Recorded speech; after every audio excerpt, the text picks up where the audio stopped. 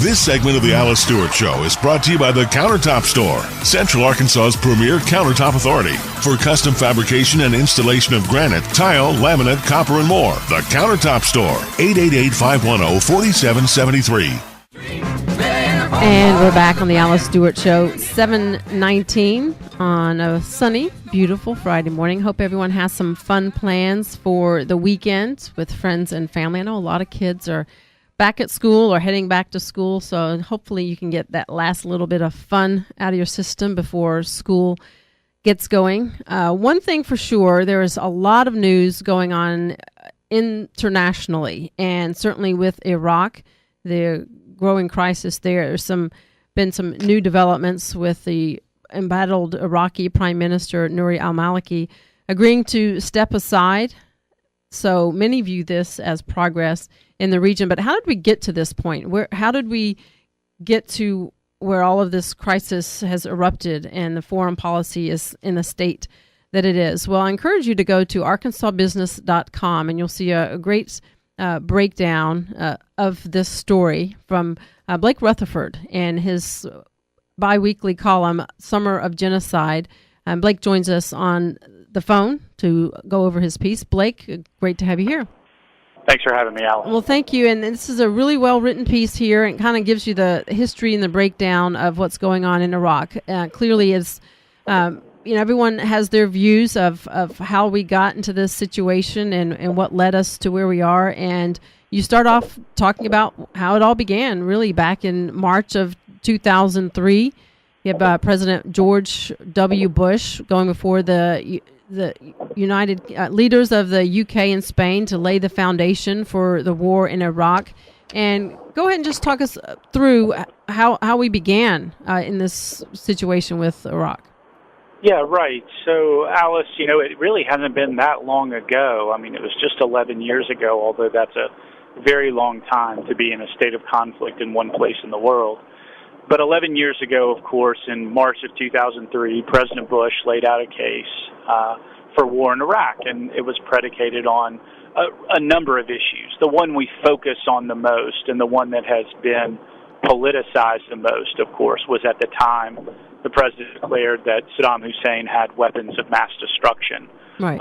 And that was one of the central points that led to, I think, a considerable rise in public approval for going to war. Nearly 72% of Americans at the time thought it was a good idea, and certainly many members of Congress did as well. And so based on that, but there are other factors, to be fair to the president, at the time that led us into war. And so we launched a war in 2003, and really sort of, Alice, the rest is a lot of what I think anyone who's certainly been engaged in what's going on in the world understands. That conflict continued. It was an issue in the 2004 presidential election, and it was a big issue in the 2008 presidential election, by far the most important foreign policy issue of that election. President Obama, after assuming office, had made a commitment that he was going to end the war in Iraq in 2011.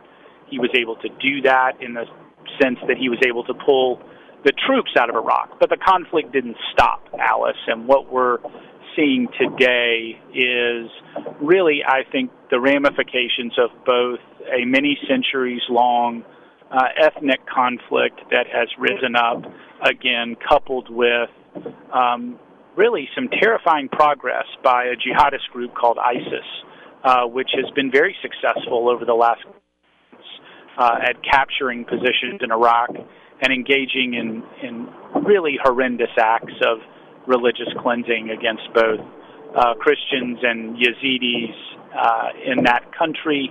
And so we're in a position where America has to decide what its role can be and should be to help both resolve the immediate conflict, the threat of genocide, and the long-term situation of pursuing a democratic Iraq, which was something that we took on, of course, once we launched our invasion in 2003. And one thing, Blake, you were talking about the historical context of this, and it's interesting, I guess, that we're looking at historical context when we're talking 11 years ago.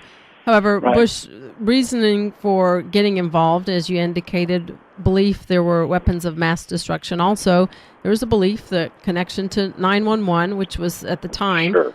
certainly a valid concern, and there's great criticism now in hindsight that maybe clearly that was a terrible decision to go to war. But as you point out, it's beside the point now. Ramifications of American action and inaction, recent years have complicated things.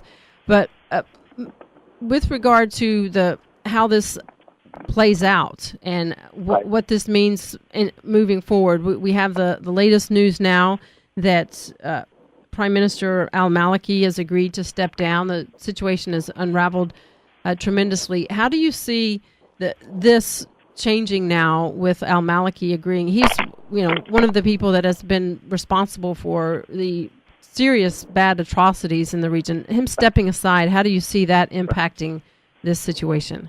Well, I think it can only be seen as helpful. It's very interesting how things evolve in international politics. Alice, Maliki is someone who had the support of the American government when he came to power, but certainly was not able to achieve any of the serious objectives that America had hoped he could achieve, and was very divisive and very problematic. So I think his decision to step down is a welcomed one, both by the Iraqi government, but also by the American government and other allies around the world. It paves a path for Iraq to form a government, which it needs to do, and then would give the United States some options in terms of how it can and should be supportive of that new government. But it's important to note that until that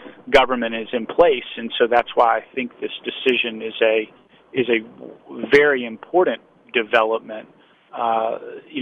The president's in a bit of a difficult spot. He was able to engage with targeted military strikes to fend off ISIS, but this is partly an issue of self-governance and a desire for self-governance by the Iraqi people. And so in that regard, the ball is certainly in their court. Yes, it is. Looks as though things will begin to get on the right path. My guest is Blake Rutherford, talking about his op-ed that is on ArkansasBusiness.com entitled Summer of Genocide, and it looks as though things are taking a turn. But hypothetically speaking, if let's say this does not go the way folks think it will, we have a war-weary electorate here in our nation. And how do you think that plays into the president's strategy in Iraq? I think it has to be certainly a consideration. I think, very difficult for the president to not weigh the mood of the electorate and the weariness that the public has in engaging in long-term intervention again. His decision to engage in targeted strikes was unpopular.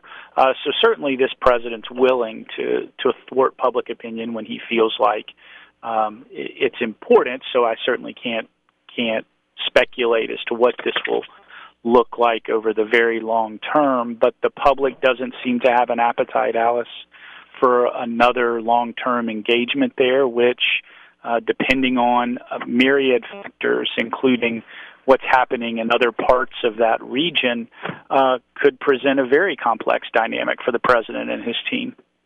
And in terms of, there are some also that say this is an opportunity for the president and leaders to show some strength. There are a lot of conservatives and Republicans have questioned the president on foreign policy. Do you see that now as a time to really show American leadership and strength in this area? I think, at the end of my piece, I speculate that this could be, when history looks back on it, the situation in the Middle East could very much define the Obama presidency. I think it's an extraordinary opportunity for the president to look at that region and to really establish a plan, a foreign policy strategy for America and the Middle East that could define our posture for certainly years, but if not decades to come. Yep, I agree. Blake Rutherford, op-ed on ArkansasBusiness.com. Blake, thank you. Thanks for having me. All right, Alex. thanks. Have a great day. We will take a break, and when we come back, Geneva Lamb with the Little Rock Marathon Executive Director will join us to talk about the marathon training program underway. This segment of the show brought to you by the Countertop Store, 9817 Maumelle Boulevard. Give them a call, 888-510-4773.